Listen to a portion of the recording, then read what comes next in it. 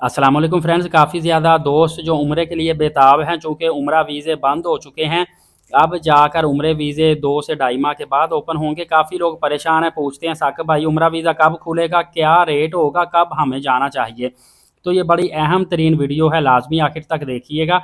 इसमें मैं आपको जो चीज़ें बताऊँगा ये प्री प्रडिक्शन होगी, लेकिन समझ लें कि तकरीबन 80 से 85% बिल्कुल आपको सही बताऊँगा।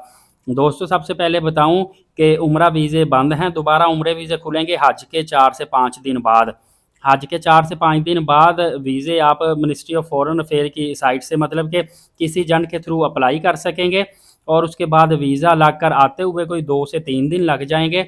स्टार्टिंग पे सेंड टू एम्बेसी एरर ज़्यादा आते हैं, मतलब वीज़ा आपका डिले भी हो सकता है और सेंड टू एम्बेसी केस आए तो फिर अपना पासपोर्ट या बायोमेट्रिक वगैरह एम्बेसी से क्लियर करवाते हुए आपके एक्स्ट्रा इजाफी चार्जेस भी लगते हैं। लंबी चौड़ी बात बताने से मैं आपको शॉर्ट बताऊं तो वीज़े खुलते ही आपने फौरी अप्लाई करना शुरू नहीं कर देने, ना फौरी एयरलाइन की टिकट खुलने से पहले ही करवानी है। ये आपने तकरीबन हफ्ता 10 दिन वीज़े ओपन होने के बाद भी इंतज़ार करना है और ऑब्ज़र्व करना है कि लोगों के वीज़े जब नॉर्मल रूटीन में लगना शुरू होंगे, कोई मसला मसाइल नहीं पेश आएगा, फिर आपने अप्लाई करना है। फिर एयरलाइन टिकट भी करवा लीजिएगा।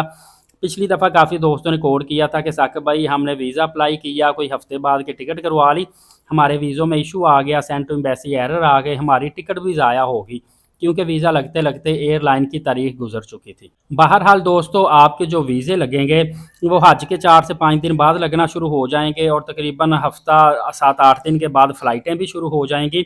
उम्रे की जो नई पॉलिसी आएगी वो पॉलिसी बिल्कुल वाज़िया होगी, पिछले साल की पॉलिसी के साथ मिलती जुलती होगी, फ़ी भी पिछले साल की पॉलिसी के साथ मिलती जुलती होगी, जिसमें आपने पहले एयरलाइन टिकट करवाना होगा, पहले रजिस्टर्ड मुसन्नफ़ जो होटल हैं वो बुक करवाने होंगे, उसके बाद वीज़ा अप्लाई करेंगे तब आपका वीज़ा निकलेगा। बगैर होटल बुकिंग या टिकट के आपका वीज़ा नहीं निकलेगा और जब आपने एयरपोर्ट पे जाना है वापस वो सारी इंटीमेशन भी आपको पहले देनी पड़ेगी ताकि नुसू के नुमाइंदे जद्दा मदीना एयरपोर्ट पे आपको चेकिंग कर सकें और आपके होटलों पे भी आपकी चेकिंग हो सके।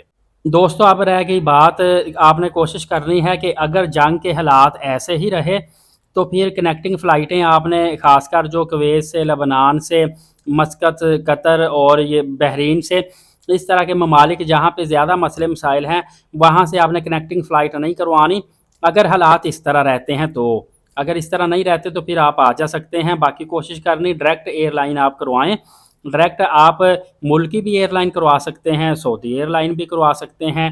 सऊदी एयरलाइन करवाएं, फ्लाई नास करवाएं, फ्लाई अदील करवा लें, या इसके अलावा आप पाकिस्तान से पीआईए भी करवा सकते हैं, एयर ब्लू भी करवा सकते हैं। काफ़ी ज़्यादा एयरलाइन है, सिर्फ आपने इनकी टिकट पॉलिसी, वेट पॉलिसी, ये सारा कुछ रीड करके उसके बाद अब हम आते हैं कि आपका पैकेज कितने का होगा। देखिए, उम्रा पैकेज अभी जो क्लोज़ हुआ है रमज़ान में तकरीबन 3.5 लाख रुपए 21 दिन का मुकम्मल पैकेज आपका बन रहा था।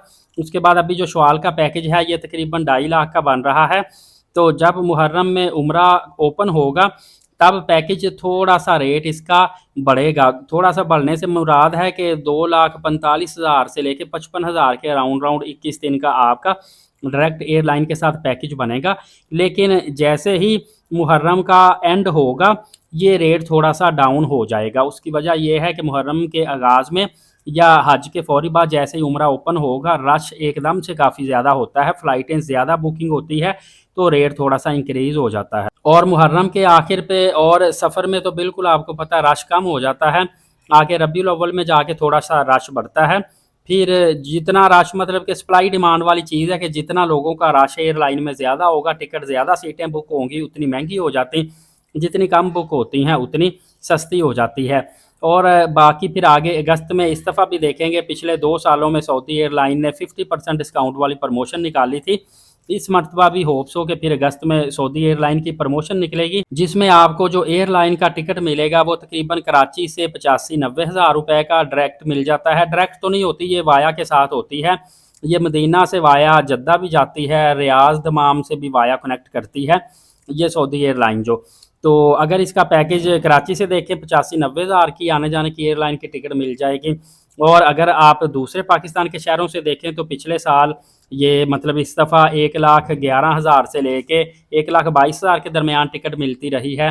और नेक्स्ट अब चूंकि फ्यूल प्राइस इंक्रीज हुए हैं तो हो सकता है थोड़ा सा टिकट महंगा आपको मिले। इस हवाले से इस मरतबा भी सबसे पहले मैंने आपको न्यूज़ ब्रेक की थी, इस दफ़ा भी प्रमोशन आएगी सबसे पहले न्यूज़ मैं ब्रेक करूंगा और उम्रा के हवाले से पूरी मालूमात आपको ऑथेंटिक ज़राए से लेकर दूंगा।